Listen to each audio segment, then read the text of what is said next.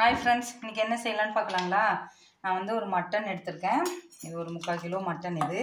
இப்போ நம்ம இது வந்து மேரினேட் பண்ண போகிறோம். இதில் வந்து தயிர் கொஞ்சம் போட்டுக்குங்க. இது ஒரு 1/2 அன் ஹவர் நம்ம இதை வச்சிடலாம். தயிர், கொஞ்சம் மஞ்சத்தூள், உப்பு, இஞ்சி பூண்டு பேஸ்ட் கொஞ்சமாக போட்டு இது எல்லாமே நல்லா கலந்து இது ஒரு 1/2 அன் ஹவர் போல் வச்சுருங்க. நம்ம சிக்கன் மேரினேட் பண்ணுவோம் பார்த்தீங்களா, அதே மாதிரி தான் இது ஊறட்டும். நமக்கு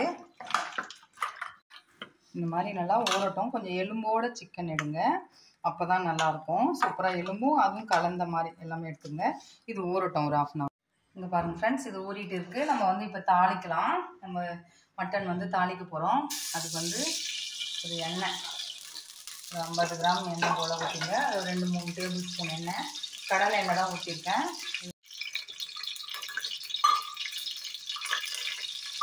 இது எண்ணெய் நல்லா காஞ்சிட்டு இருக்கு. இப்போ லவங்கம், பட்டை, ஏலக்காய், நம்ம இந்த மராட்டி மொக்கு, ஜாதி பத்திரி, கல்பாசி இது எல்லாமே போட்டுக்கோங்க. ஜீரகம் கொஞ்சம் போட்டுங்க. நல்லா வெங்காயம் பொடிசாக ஒரு 3 வெங்காயம் நான் நல்லா கொஞ்சம் பெரிய வெங்காயமாக கட் பண்ணியிருக்கேன். அது இதில் சேர்த்துருங்க. சேர்த்து நல்லா வதக்கலாம். இங்கே பாருங்கள், வெங்காயம் இந்த அளவுக்கு வதங்கிருக்கு. நல்லா நமக்கு ப்ரௌன் கலர் வந்துருக்கு பார்த்தீங்களா. இப்போ வந்து இஞ்சி பூண்டு பேஸ்ட் போட்டுக்கலாம். இந்த ஏற்கனவே அதில் போட்டிருக்கோம், இதில் கொஞ்சமாக போட்டுக்கோங்க. பாருங்கள், இஞ்சி பூண்டு பேஸ்ட் போட்டு நல்லா வதங்கிடுச்சு.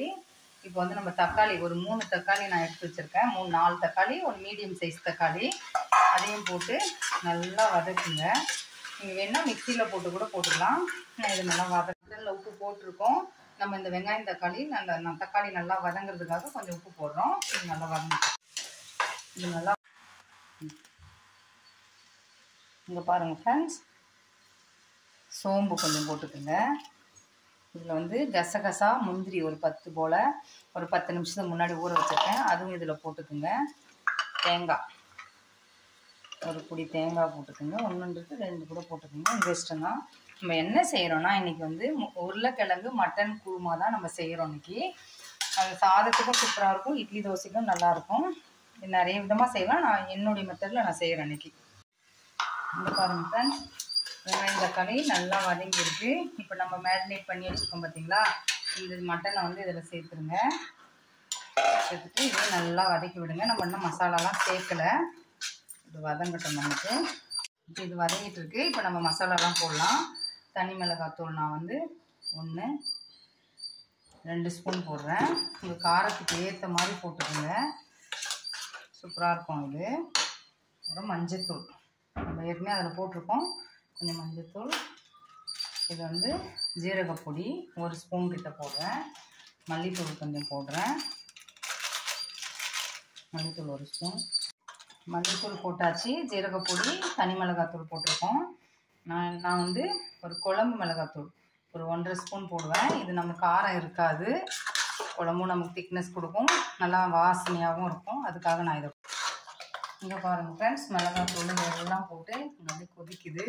இப்போ நான் ஒரு 2 உருளைக்கிழங்கு இந்த மாதிரி, இன்னும் நீங்கள் பெருசாக போடுங்க. எங்கள் வீட்டில் இருக்கிறவங்க வந்து சின்னதாக கட் பண்ணிட்டாங்க. அதனால் நீங்கள் கொஞ்சம் பெருசாக போடுங்க. ஏன்னா நான் மட்டன் வேகும்போது அதுவும் நல்லா வெந்து வரும். நல்லா பெருசாக போட்டுக்குங்க. இது போட்டு இதையும் நல்லா வதக்குங்க. இந்த பாருங்கள் ஃப்ரெண்ட்ஸ், உருளைக்கிழங்கு இதெல்லாம் போட்டு நல்லா நமக்கு கொதிச்சு வருது. இப்போ நம்ம வந்து கசகசா, சோம்பு, தேங்காய், முந்திரி அரைச்சி வச்சுருக்கோம் பார்த்தீங்களா, இது இதில் ஊற்றிடுங்க.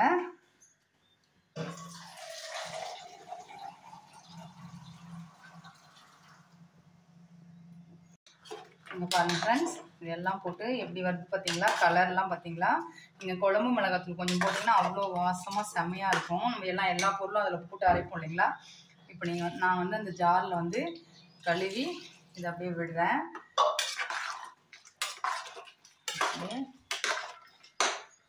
நான் இன்னும் கொஞ்சம் தண்ணி விடுறேன். ஏன்னா நமக்கு மட்டன் வேகணும் இல்லைங்களா, நம்ம அப்படியே தான் வச்சுருக்கோம். அதனால் இப்போ வந்து உப்பு செக் பண்ணிக்கோங்க.